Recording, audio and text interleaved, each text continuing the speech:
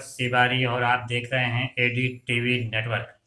भूख से कोई मरेगा नहीं, भूख से कोई तड़पेगा नहीं, भूख से कोई परेशान नहीं होगा, भूख से कोई आत्महत्या नहीं करेगा, किसी का पेट नहीं खाली होगा।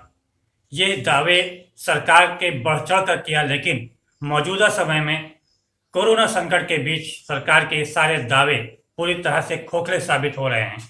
लोग भूख से मर भी रहे हैं, लोग भूख से तड़प भी रहे हैं। पेट खाली होने पर, पेट भर खाना न मिलने पर लोग अस्पतालों में पहुंच रहे हैं और भूख से लोग आत्महत्या भी कर रहे हैं। लेकिन ऐसे लोगों की कोई सुध लेने वाला मौजूदा समय में नहीं है। न तो सत्ता पक्ष में लोग बैठे लोग इन ऐसे लोगों की सुध ले रहे हैं और न ही विपक्षी इस पर किसी प्रकार की कोई आवाज बुलंद कर रहा है। जगह जगह पर, कदम कदम पर लोग भूख से तड़पते हुए लोग इस प्रकार के दावों की धज्जियां उड़ा रहे हैं। बीते एक सप्ताह में अगर देखा जाए तो उत्तर प्रदेश में दो ऐसी घटनाएं हुई, दो ऐसी वारदातें सामने आई हैं जिसने समूचे जगत को, समूचे समाज को झकझोर कर रख दिया है और सरकार के उस दावे को भी पोल खोल कर रख दिया जिसमें कहा जा रहा है कि कोई भूखा नहीं रहेगा, कोई आत्महत्या भूख से नहीं करेगा। पहली घटना हुई बरेली में, जहां पर 3 दिन के भूखे छोटे छोटे बच्चे पड़ोस के यहाँ गए और वहां पे जाके कहा उन्होंने कि हम 3 दिन से भूखे हैं, हमारे पापा मर गए हैं। ये सुनना था कि वो पड़ोसी परेशान हो गए, सन्न रह गए। जब उस घर में पहुंचे तो क्या देखा कि वो मनोज, जो कि उन दोनों बच्चों का बाप था, उसका शव छत से लटक रहा है और वो बच्चे वहां बैठे देख रहे थे कि हमारा बाप छत से लटक रहा है और उसका शव लटक रहा है। सोचा पुलिस को दी गई, पुलिस आई। उस समय तक शव से दुर्गंध आने लगी थी और बाद में उसका पोस्टमार्टम के लिए शव को भेजा गया।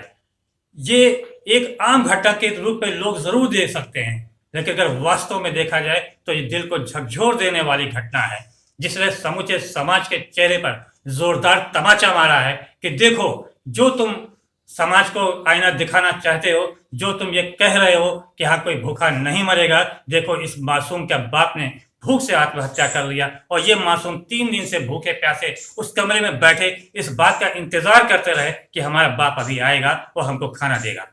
लेकिन क्या ऐसा हुआ? ऐसा नहीं हुआ। उन मासूम बच्चों के सिर पर से बाप का साया महज इसलिए उड़ गया क्योंकि वो बाप कोरोना संकट के चलते उसका सारा रोजगार समाप्त हो चुका था और वो अपने बच्चों को ठीक से खाना नहीं खिला पा रहा था।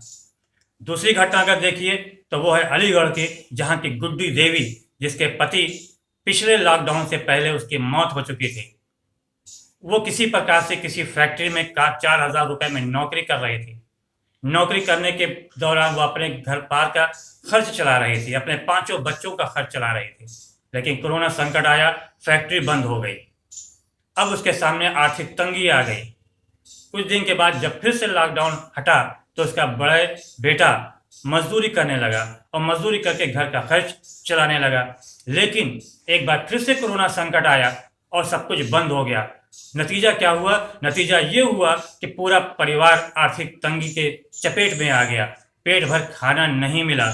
कभी पड़ोसियों से रोटी मिल गई तो रोटी खा लिया और पेट भर लिया, नहीं तो कभी कभी सिर्फ चाय पी के बच्चे सो गए। नतीजा क्या हुआ? 2 दिन पहले ही उन सब की तबीयत खराब हुई और उसके दामाद को जब पता लगा कि हाँ सारे के सारे लोग बीमार हैं, तो गुड्डी देवी और उसके 5 बच्चों को अस्पताल में भर्ती कराया गया, जहां ये पता लगा कि भूख के वजह से इनको पेट भर खाना नहीं मिल रहा था और खाना न मिलने के चलते ही इनकी यह ऐसी हालत हुई है। और मौजूदा समय में उनका जिला अस्पताल अलीगढ़ में इलाज चल रहा है। जब ये जानकारी प्रशासन को हुई तो वह भी सन्न रह गया और फिर डीएम जो भूषण पांडे हैं, उन्होंने वहां पर पहुंचकर जिम्मेदारों को निर्देश किया कि हाँ इसको सभी प्रकार से सहायता प्रदान किया जाए। सबसे बड़ी मुश्किल की बात यह है कि जो बढ़ चढ़कर कहा जा रहा है कि सार्वजनिक वितरण प्रणाली का सबको लाभ मिल रहा है, सबको खाद्यान्न मिल रहा है, जो उसके पास, गुड्डी देवी के पास ना तो राशन कार्ड है और ना ही उसके 5 लड़कों का या किसी का भी आधार कार्ड है।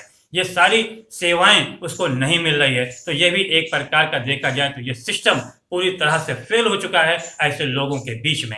ये सिर्फ 2 घटनाएं जो सामने हैं, ऐसे ना जाने कितने हैं जो मौजूदा समय कोरोना संकट के बीच में भूख से तड़प रहे हैं, भूख से मर रहे हैं, भूख की वजह से आत्महत्या कर रहे हैं, लेकिन किसी को अपनी जिम्मेदारी का एहसास नहीं है। ये सभ्य समाज के चेहरे पर जोरदार तमाचा है कि ये सभ्य समाज जो कि अपने को कहलाता है, जो कि कहा गया है प्रत्येक मजहब में, चाहे वो हिंदू हो, चाहे मुसलमान हो, चाहे वो सिख हो, चाहे ईसाई हो, सभी के मजहब में कहा गया है कि खाना अगर खाने बैठो तो सबसे पहले ये देखो कि क्या पड़ोसी खाना खाया क्या नहीं खाया, क्या ऐसा हो रहा है।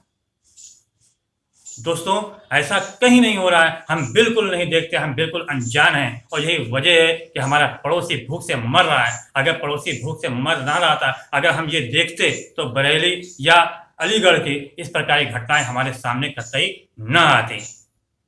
उन सामाजिक संस्थाओं के ऊपर भी ये जोरदार तमाचा है जो जिला अस्पताल या कहीं बांटने जाते हैं, एक छोटा सा चाट केला बांटते हैं तो फोटो खींच के अखबार में छपवाते हैं और 10 लोग 2 केला पकड़ खड़े होते हैं। उनके चेहरे पे भी ये जोरदार तमाचा है कि ऐसे लोगों को तलाश करके वहां तक खाद्यान्न नहीं पहुंचा पा रहे हैं और ये नहीं देख पा रहे हैं कि ये लोग मर रहे हैं या जी रहे हैं। उनको ऐसी सामाजिक संस्थाएं, हम सब सामाजिक संस्थाओं को ऐसा नहीं कहते, लेकिन ज्यादातर सामाजिक संस्थाएं ऐसी हैं जो सिर्फ और सिर्फ अपना हित देख रही हैं और अपने हित को देखकर सिर्फ फॉर्मेलिटी अदा कर रही हैं।